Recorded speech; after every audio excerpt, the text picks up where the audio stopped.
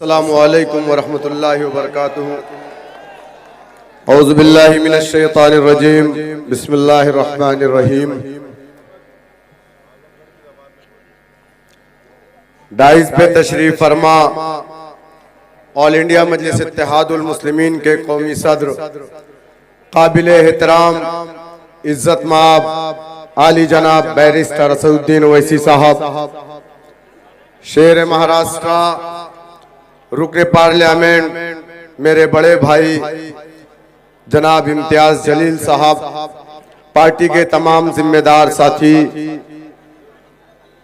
हिंदुस्तान के मुख्तलिफ सूबों से तशरीफ लाए तमाम सूबाई सदर, तेलंगाना हैदराबाद से तशरीफ लाए रुकने असेंबली, MLC पार्टी के जिम्मेदार साथी, मेरा छोटा भाई सैफ पठान और हमारे कारपोरेटर जिनका ताल्लुक मेरे ही जिले से है जनाब शाह आलम आजमी साहब। अच्छा, मैं आप लोगों से ये जानना चाह रहा हूं कि आप लोग हाथ उठाइए, आजमगढ़ से ताल्लुक रखने वाले लोग यहां पर कितने हैं? बस इतना है। तो आप लोग MIM के साथ हैं कि नहीं है? अच्छा, जितेंद्र से डर लगा था कि महेंद्र से? अल्लाह सुब्हानहू तआला से डरना।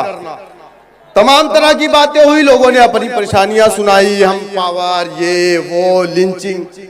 मैं तो ये पूछ रहा हूं कि इन परेशानियों का हल क्या? इन सब चीजों से निकलने के लिए हमारे पास रास्ते क्या? सुनो मेरे दोस्तों, मेरे बुजुर्गों, उत्तर प्रदेश के गयूर नौजवानों, जमहूरियत की सबसे बड़ी ताकत सियासत है। ये बिल्डिंगें 1 मिनट में गिर जाएगी। उत्तर प्रदेश में बड़े बड़े बाहुबली थे, ताकत थी, पैसा था, पावर था, लेकिन 1 मिनट में 1 घंटा बजाने वाले ने बुलडोजर से गिरा दिया। वो ताकत उसे कहां से मिली? 35 साल भीख मांगने वाला, स्टेशन पर चाय बेचने वाला, रात को 8 बजे खड़ा होता है, रात को 8 बजे खड़ा होता है और कहता है कि आज से 1500 का नोट बंद। ये ताकत उसे किसने दिया? किसने दिया? ये ताकत उसे सियासत ने दिया। सुनो मेरे दोस्तों, मेरे बुजुर्गों, मेरा ताल्लुक उत्तर प्रदेश से है। उत्तर प्रदेश में 11% वो दलित है जिसका ताल्लुक मान्यवर काशीराम और कुमारी बहन मायावती जी से है, जिसका ताल्लुक बाबा साहेब भीमराव अंबेडकर से है। वो समाज उत्तर प्रदेश में 11% है। कितना? 11% है। 16 जातीय दलितों की उत्तर प्रदेश में 22% है, लेकिन 11% वो जात जिसका ताल्लुक मान्यवर काशीराम से है, जिसे संविधान में अछूत कहा गया है। वो जातियां, उनका काम क्या था, उनकी जिंदगी कैसी थी? आपको याद होगा, आज से 20 साल पहले उनके इलाकों में स्कूल नहीं होते थे, उनके इलाकों में अस्पताल नहीं होते थे, उनके बच्चों को स्कूल में एडमिशन नहीं मिलता था, उनके बच्चों को सरकारी नौकरी नहीं मिलती थी। मेरे दोस्तों, मेरे बुजुर्गों, जबकि हिंदुस्तान की जो पार्लियामेंट है, जहां पर मेरे कायद नकीब मिल्लत जनाब बैरिस्टर असदुद्दीन ओवैसी साहब दौड़ते हैं, उस पार्लियामेंट में 131 MP दलित समाज से ताल्लुक रखने वाला बैठता है, क्योंकि हिंदुस्तान के अंदर 543 में 131 सीट SC ST के लिए रिजर्व है। लेकिन वो SC खामोश था। जब अछूतों के साथ अन्याय हो रहा था, उनके नौजवानों की लिंचिंग हो रही थी, उनके नौजवानों का मुकद्दर बन गया था कि सुबह उठ करके अपने घर की नहीं बल्कि दूसरों की गंदगियों को अपने सरों पर रख करके फेंकता था। हमारे घरों में जानवर मर जाते थे, हम किसको फोन करते थे? कहते थे फुनवा कह दे आवे तनी गैया मर गई, बकरिया मर गई, है ना, ले जाए तो वो बेचारा आवे और लेके जाए, कहां लेके जाए? मैदान में। ओके छीले के बाद उस चमड़ी को ले जाकर के मार्केट में बेचता था और उस मरे हुए जानवर के गोश्त को निकालता था, अपने बच्चों के लिए लेकर के जाता था, तेल पानी का इंतजाम करके। उसके हालात में तब्दीली कैसे आई? कैसे 131 एमपी बैठा था उसका, खामोश था, क्योंकि वो कांग्रेसी एमपी था। जब तक उसकी पार्टी नहीं कहेगी वो नहीं बोल सकता। आप ये सोचते हो कि एनसीपी से जितेंद्र अवार्ड को जिता दोगे तुम्हें इंसाफ मिल जाएगा? कभी नहीं मिलेगा। जब ट्रिपल तलाक पर बिल आया हिंदुस्तान की पार्लियामेंट में, मुसलमान 23 एमपी थे, मेरे कायद के अलावा कोई नहीं बोला। किशनगंज से भी एक मेंबर ऑफ पार्लियामेंट थे, मौलाना असराउल हक कासमी साहब, जो देवबंद के दारुल उलूम शूरा के मेंबर थे।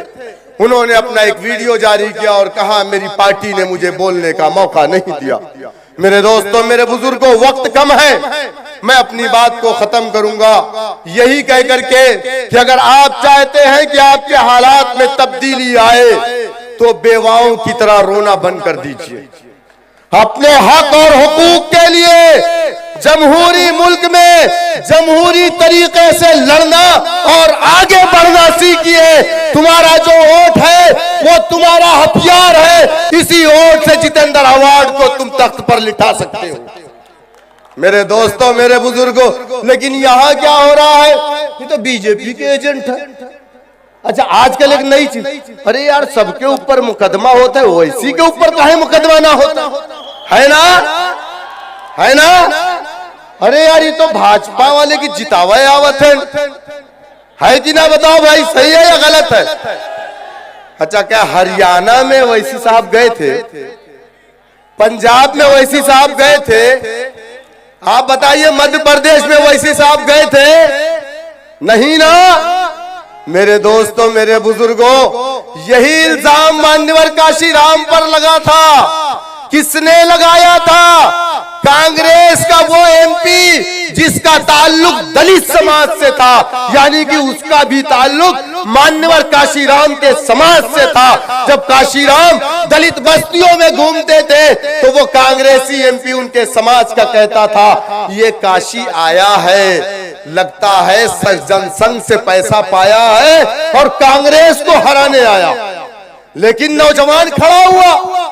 नौजवानों ने कहा पिताजी तुम तो पूरी जिंदगी कांग्रेस की गुलामी करते रहे, तुम गुलाम बनकर के अपनी जिंदगी को गुजारे, लेकिन अब हम गुलाम नहीं बनेंगे, हम अपनी जिंदगी जीना चाहते हैं। काशीराम मेरा नेता है, नीला परचम मेरा परचम है, बहुजन समाज पार्टी मेरी पार्टी है। तो बूढ़ा बाप नौजवान बेटे के सामने खामोश हो गया और नौजवान खड़ा हुआ। कहते हैं ना कि जिस ओर जमानी चलती है उस ओर जमाना चलता। मेरे दोस्तों, मेरे बुजुर्गों, काशीराम ने कहा कि अगर तुम हक और इंसाफ चाहते हो तो ये रोना गिड़गिड़ाना बंद करो। इसने ये किया, उसने वो किया। जितेंद्र महेंद्र के झगड़े में अब्दुल को दीवानिया होने की जरूरत नहीं है। अब्दुल अपना काम खुद करेगा, अपनी लड़ाई खुद लड़ेगा, आगे बढ़ेगा। जब काशीराम ने कहा सत्ता की चाबी को अपने हाथ में लो, इसी से तुम अपने लिए इंसाफ के सारे दरवाजे को खोल सकते हो। लोगों ने मजाक उड़ाया और कहा काशीराम आया है 11% अछूतों को लेकर के सत्ता में भागीदारी की बात कर रहा। मजाक उड़ाया। गोबर से दाना चुन करके खाने वाला समाज सत्ता को हाथ, जैसे आज हमारा मजाक उड़ाया जा रहा है। बोले अच्छा अब वो वैसी इंसाफ दिलाएंगे मुसलमानों को। मुसलमान एक ओवैसी नहीं आज लाखों की तादाद में वैसे ही खड़े हैं और हम इंशाअल्लाह अपनी लड़ाई लड़ेंगे काशी राम के साथ। वो 11% अछूत समाज इकट्ठा हुआ, दुनिया ने देखा महज 9 सालों में 1 बार 2 बार 3 बार नहीं बल्कि 4 मर्तबा अपने कौम की बेटी को उत्तर प्रदेश का 4 बार मुख्यमंत्री बनाया। सीएम से लेकर के होमगार्ड तक दलित का बेटा बना, डीजीपी बना, डीएम बना, एसडीएम बना, तहसीलदार बना, कानून को बना, लेखपाल बना कि नहीं बना? आप क्या बने? क्या बने? कटुआ बन गए, मुल्ला बन गए। आए दिन तरह तरह की बात, काट दो, फेंक दो, हम गाजर मूली काट के फेंक दीजिए। मेरे दोस्तों, मैं आप तमाम का शुक्रिया अदा करता हूं, मुझे काफी वक्त मिला। मैं यहाँ की टीम का भी शुक्रिया अदा करता हूं। अस्सलाम वालेकुम रहमतुल्लाहि व बरकातहू।